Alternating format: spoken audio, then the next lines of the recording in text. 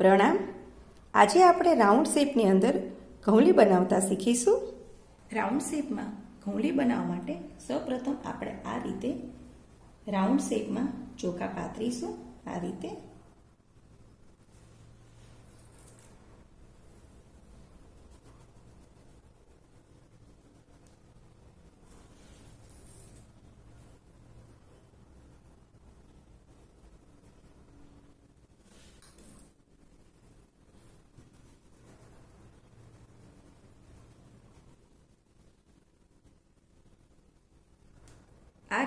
Round શેપમાં ચોખા ગોઠવાઈ ગયા છે.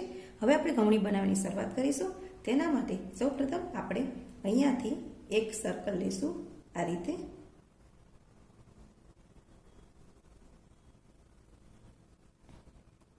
એક આખું ફૂલ સર્કલ લેવાનું છે. હવે આપણે બીજું સર્કલ લેશું. એક સર્કલ લીધું હતું એની અંદરની સાઈડથી બીજું સર્કલ લેશું, થોડુંક ડિસ્ટન્સ છોડીને. આ રીતે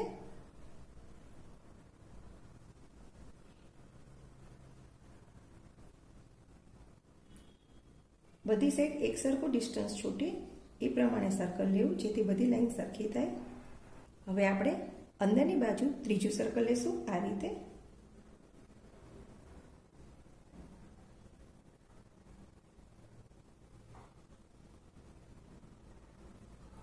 હવે આપણે ચોથું સર્કલ લેશું. આ રીતે અંદરની બાજુ સરખું ડિસ્ટન્સ છોડીને.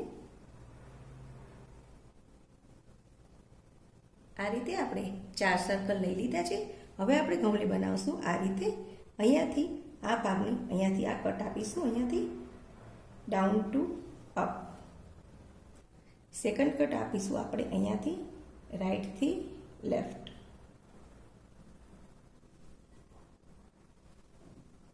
પછી થર્ડ કટ આપીશું અહીંયાથી અપ ટુ ડાઉન.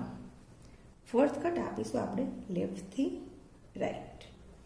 આ રીતે હવે આપણે આ ભાગ છે અહીંયા જ્યાં પેક છે એને અહીંયાથી કટ કરીશું.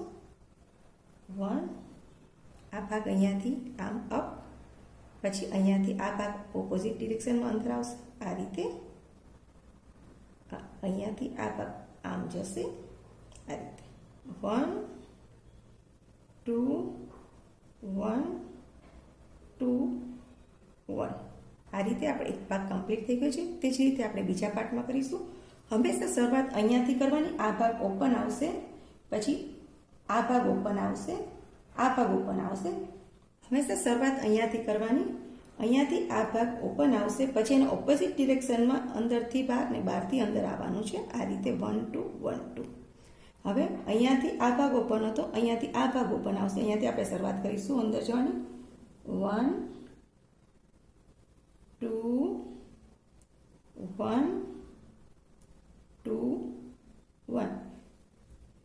જે લાઈન અહીંયાથી અહીંયા સુધી લેવાની છે, પછી એની બાજુમાંથી ઓપોઝિટ ડિરેક્શનમાં આવવાનું છે. આ રીતે આ ફર્સ્ટ, આ સેકન્ડ. હવે થર્ડ લાઈન અહીંયાથી લેશું. આ 1. હવે આની ઓપોઝિટ ડિરેક્શનમાં અહીંયાથી લેવાનું છે. 2. હવે ઓપોઝિટ ડિરેક્શનમાં જ્યાંથી આપણે આ ભાગ છોડી, જે આપણે આ લાઈન લીધી હોય, થર્ડ લાઈન અહીંયાથી લેશું. 1, 2, 3, 4. હંમેશા આ લાઈન જ્યાંથી શરૂઆત કરી કે જે આ સાઈડ આવે છે, હંમેશા એની બાજુમાંથી ઓપોઝિટ ડિરેક્શનમાં લાઈન લેવાની, જેથી આપણી જે લાઈન છે એ ક્યાંયથી કટ ન થાય. હવે ફોર્થ લાઈનની શરૂઆત કરીશું અહીંયાથી. આ ફર્સ્ટ લાઈન, આ સેકન્ડ લાઈન, આ થર્ડ લાઈન અહીંયાથી લીધી. હવે ફોર્થ લાઈનની શરૂઆત અહીંયાથી કરીશું. 1, 2, 3, 4. હવે આપણે જે આ લાઈન છે એને આ પ્રમાણે શેપ આપીશું. બધી લાઈનને આ પ્રમાણે શેપ આપીશું, જેથી આપણી ઘઉંની ખૂબ જ સુંદર દેખાય. આ રીતે આપણી રાઉન્ડ શેપમાં ઘઉંલી તૈયાર થઈ ગઈ છે.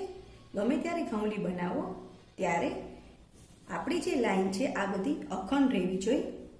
અહીંયાથી જે લાઈન શરૂ થાય તે અખંડ રીતે અહીંયા સાથિયા સુધી પહોંચવી જોઈએ. એ જ પ્રમાણે 4 એ 4 લાઈન અખંડ રહેવી જોઈએ. તો આપણી ઘઉંલી સાચી બની છે તેમ માનવું. પ્રણામ.